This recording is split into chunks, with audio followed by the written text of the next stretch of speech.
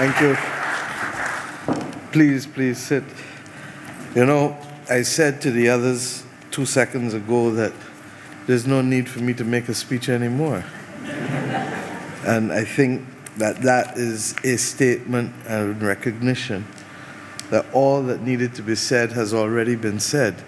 I want to thank you, Inga, CEO of CNW Communications, and for the work that you have done in seeking to help us transform this region in recent times. The truth is that no state, no country can grow without settling connectivity, whether through communications or transport. And we have been conscious within the context of the CARICOM single market and economy that this is the major obstacle that the region has to overcome if we are to propel our growth. You only need to go and look at the CARICOM Commission on Economy report to see what has been identified strategically. Part of the difficulty, of course, is that our limited size means that the base from which returns can be made is very, very small. And it therefore means that we end up having higher unit costs than other parts of the world where the density of population is there and allows them to be able to propel the work that they're doing differently. This country in 1900 had 200 primary schools on 166 square miles. This country, 100 years ago, had a vibrant Barbados Cricket League that led to us being able to produce the greatest of all times. I point to those two references because it is important for people to understand that it is only when opportunity exists that greatness can emerge. It is only when opportunity exists that true innovation can be transformational. And part and parcel of what I want to just share in the next few minutes is how do we walk the walk and not just talk the talk? And part of walking the walk against and amidst all of the other things we must do in battling this polycrisis, in emerging from the pandemic, in dealing with inflation and trying to protect the most vulnerable from the worst ravages of inflation, in continuing to see energy prices move up and down and more up than down. What is it that we need to do? If we were to respond only to the polycrisis, then we would be reacting and reactive. But when we start to deal with the structural obstacles to growth, then we are going to ensure that we are fitter for purpose and capable of transforming our nation and our region. It is for this reason that even though we were still in the early days of emerging from the pandemic, we were happy that we could agree on the reduction of roaming charges that you just heard from the Secretary General of the CTU. It was not the most propitious time for the companies to so agree. But they too understood that if we didn't have an adrenaline shot to be able to start to propel growth, we would be forever wallowing. Similarly, we have determined in our own country that if we don't look out for the most vulnerable, then we will never be able to turn the corner in terms of transformation and growth. It is for this reason that this government has been adamant and focused on the One Family initiative, in spite of the fact that we continue to be in an IMF program, in spite of the fact that we continue to face the polycrisis moment, in spite of the fact that we have had to intervene and to be able to assist more people than we would otherwise have expected that we would have to do 3-4 years ago. The inflationary pressures as a result of the Russian incursions and invasion into Ukraine meant that we had to undertake specific subsidies with respect to food and with respect to energy and with respect to foregoing of taxes on the import duties in a way that we never anticipated. It has meant that it has taken us a little longer to get the One Family Initiative off the ground, 3-4 months later than I would have hoped, but as they say, better late than never. And I am happy that the Ministry of People Empowerment will be in a position to formally launch this program. And they wanted to do it this month, and I said, let the people of Barbados enjoy crop over. Come and launch it in August. And I mean this sincerely. We've seen enough examples recently as to why mental wellness matters and why people need to understand the principle of the pressure cooker. The pressure cooker does not explode because it lets steam off all of the time. And in a very real way, we have to ensure that even as we are working hard to do the things that are necessary to keep body and soul together, to keep country above the water, that we give people the opportunity to be able to breathe and to let go and to relax. And this is the beauty of the digital environment, because it allows you to do all of those things, to work and to breathe. It allows you to communicate and to partner. And part and parcel of what we want here is not just innovation, but partnership. And this actual partnership, starting with Flow, but let me repeat, not limited to Flow, open to One Caribbean Media, open to Digicel, open to all of the other major companies across this country. And why? You heard the CEO say the numbers she wanted to go to. I want to tell you that in the case of Barbados, while it is 5,500 families that are intended to benefit, I want to first thank Flo for agreeing to undertake the costs for the 1,000 most vulnerable families in the One Family Initiative, and therefore they have come on as our major first partner in the launch of the One Family Initiative. I say thank you. The other 4,500 families are intended to be reached between now and the next 3 years. But anyone who knows me well enough to know, you will know that 3 years is way too long for this objective to be achieved. And I would like to be able to challenge the Nation newspaper and Barbados Today to be able to run the promos that are necessary to get all Barbadians to come on board, so that instead of doing 5,500 families in 3 years, we do 5,500 families in 1 year. I say so conscious that the government's contribution over the 3 years is intended to be 6.3 million. But I believe that with the partnership that is necessary and with the opportunities that we will give our people, and I'm not only talking about young people because the parents are going to have it, the others are going to have it. We have started the program through the Student Revolving Loan Fund to be able to train people in cybersecurity so that they can be global citizens with Bajan roots and Bajan residence. And already, almost 80% of those persons who were trained last month, they started with 200, I think they ended up with about 150, 160, but more than 80% of those persons have been able to secure jobs, and the starting pay for those jobs is $30,000 US.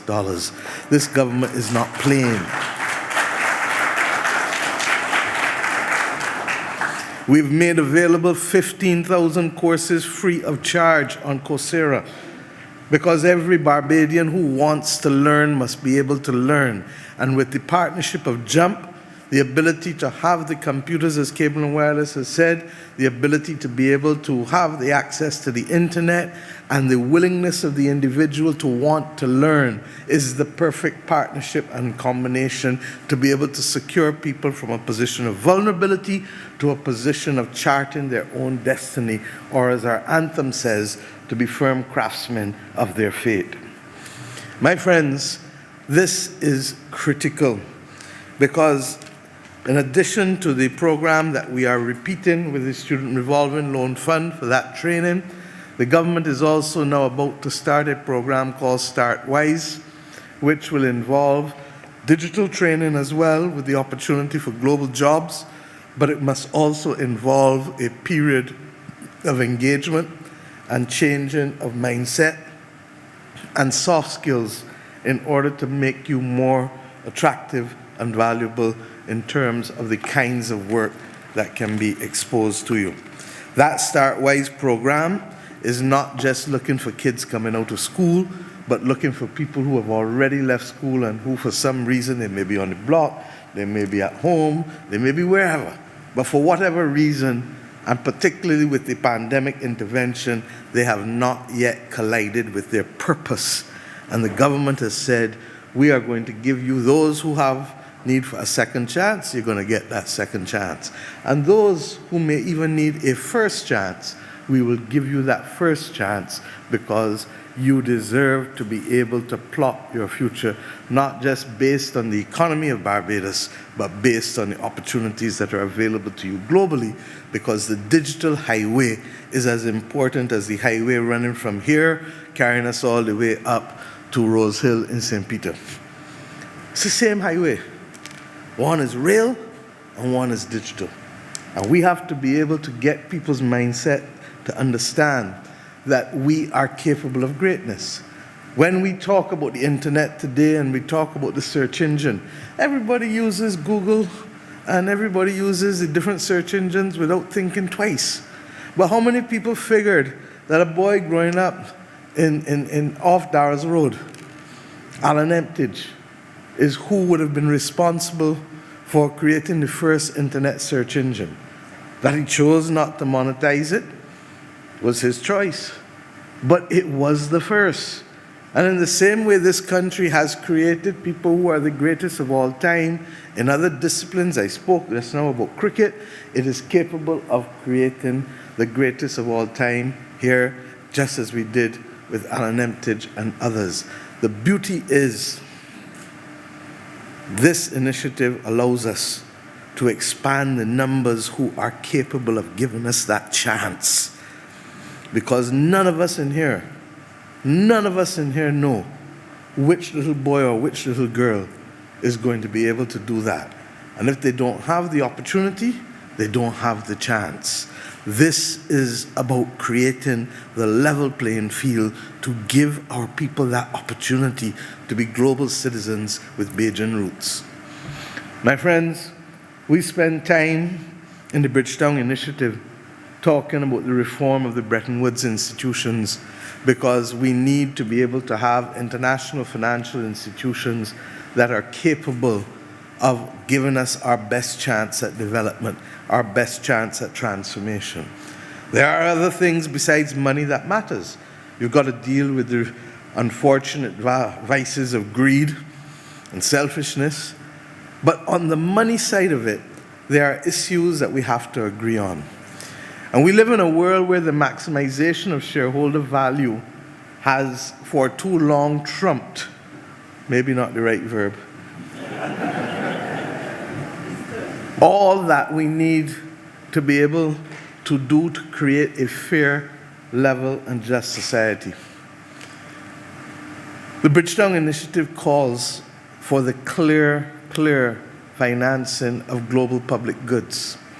And global public goods will only happen if we have national public goods.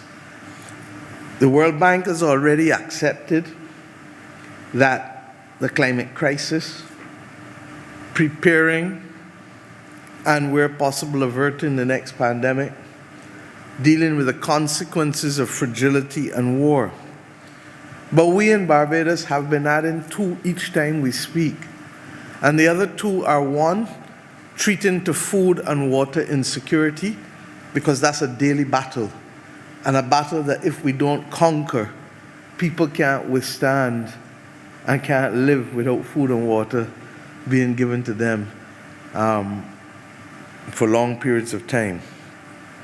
But the other major one is the digital divide.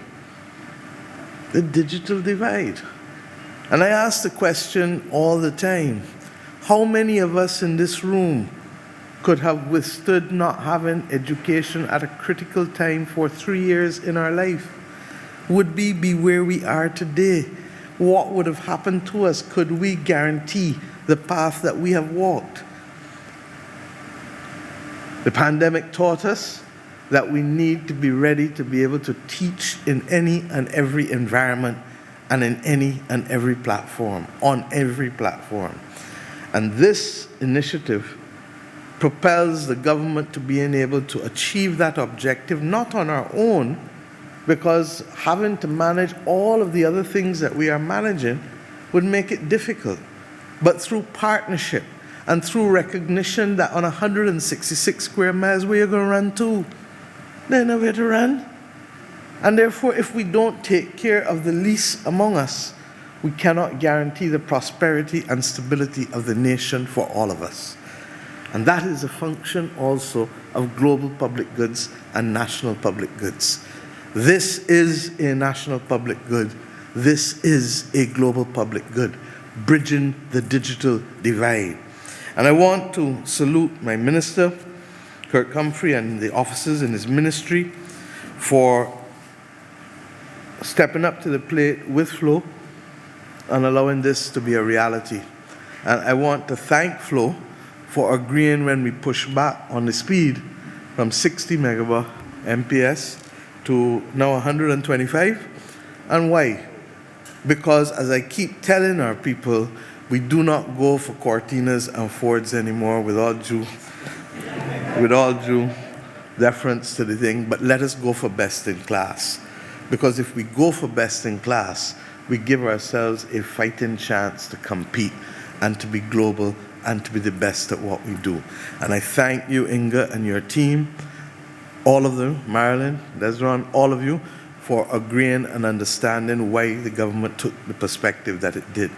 But it also better explains why this morning I say to others, do not let this be a dual partnership with Flo and the government of Barbados alone. All of us live here, and all of us have a responsibility to do a little something to be able to ensure that we can get those persons who are not capable of accessing these services in a position to benefit and build from it. 73% internet penetration is what we have in Barbados. It is good, but it can still be better, and we want to make it better. We have also, as a government, invested significant sums of money to be able to create the digital ID, because in a digital environment, you need the protection and the safety of being able to prove who you are. And this is therefore the investment that the government has given that is almost as essential as building out the digital highway. We have worked, as you heard from Rodney and others, on making sure that we can reduce the cost of roaming. But you know, Inga, I feel like Europe, no charge for roaming. This is a single domestic space, and as the lead Prime Minister for CARICOM, single market and single economy, it is my duty to say to you that we must reach that destination sooner rather than later, and we have to find how it works in a win-win situation for the companies, but also for the consumers, because we will only become competitive compared to other regions if we can deal with the issues of connectivity, which I started speaking about at the beginning of my speech. I want, therefore, to say to you that while we talk here of the vulnerable, and while most people will think of the young, there are also the elderly.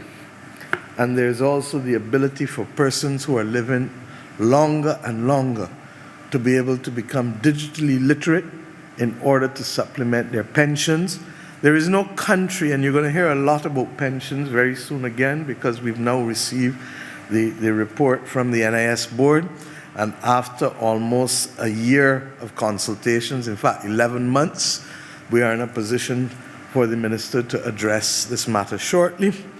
But there is no country globally that is not facing a problem with respect to pensions, and it's largely because most of the developed world has, like Barbados, declining and aging populations. And it therefore means that there are less people working to support the pensions of those who are coming today. And the question is, what will be the fate of those persons 10, 20, 30, 40 years from now? As a result, it means that if you're going to have the successes that we have had as a country, that we have been able to increase life expectancy.